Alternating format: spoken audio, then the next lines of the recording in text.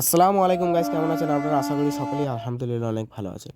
আমি চলে গিয়েছিলাম শক্তিগড়, আর সেখানে গিয়ে কি ঘটলো সেটাই তোমাদের দেখাবো।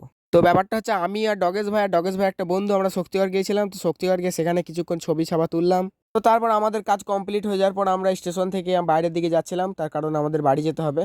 তো যেতে যেতে ডগেশ ভাই একটা মেশিন দেখে, সেই মেশিনটা কি মেশিন ডগেশ ভাই বুঝতে পারে না। তো তারপর আমি যখন সেই মেশিনটা দেখলাম, তো তখন আমি ডগেশ ভাইকে বললাম যে ওটাই মাম পাওয়া যায়, মানে পানি পাওয়া যায়।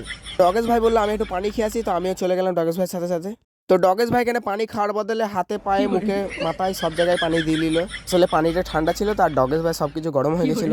তো তারপর আমিও ডগেশ ভাই দেখে দেখে যখন মুখে পানিটা নিলাম, তো তারপর বুঝলেন যে পানিটা ভেরি ভেরি ভেরি ঠান্ডা। তো ঠান্ডা গরম পানি বাদ দিয়ে আমরা হাঁটতে শুরু করলাম বাইরের দিকে যাওয়ার জন্য। আর আমি শক্তিগড়ে এসেছিলাম পায়ে চটি, গায়ে গেঞ্জি আর একটা ঘরে পড়া প্যান্ট পরে। তো এখানে এসে ডগেশ ভাই যখন বললো যে তোর দুটো ছবি তুলে দিই, তখন ডগেশ ভাই বললো যে আমার জুতোটা পর। তারপর আমি ডগেশ ভাই জুতোটা পরেছিলাম, তো এখন ডগেশ ভাইকে তার জুতো দিয়ে দিলাম। তো এখন আমি রেল লাইনটা পেরোচ্ছি, তো আমরা বাইরের দিকে প্রায় চলে এসেছি।